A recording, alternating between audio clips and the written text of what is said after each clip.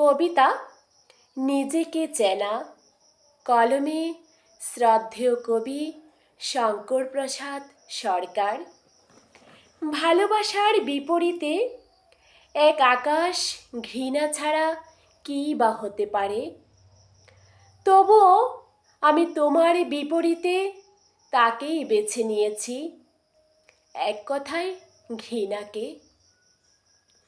তুমি ভালোবাসার যে ভেলায় চাপিয়েছিলে, অনুরাগ মিশ্রিত সে ভালোবাসা ছিল স্বর্গের আলোক মালা ঘেরা, চিদানন্দের প্রলেপ মাখা। তাতেই আমি অবগাহন করেছি, সম্পৃক্ত হয়েছি। তারপর তুমি চলে গেলে কোনো এক অজুহাতে, ভালোবাসার বিপরীতে, ঘৃণাকে অবলম্বন করে। আমিও ঘৃণা করি, তবে তোমার মতো না, ঘৃণাকে শ্রদ্ধা করে।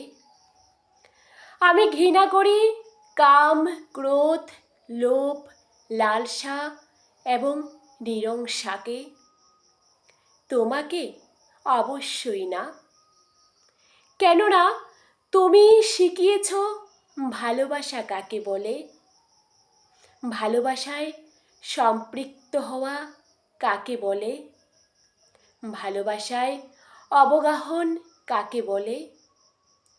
ফলে তুমি পথ দেখলেও রেখে গেছ স্রোত, ফল্গু ধারার স্রোত, যে স্রোতে ঘৃণা ও ভালোবাসায় সিক্ত হয় আমার মনের গহীনে।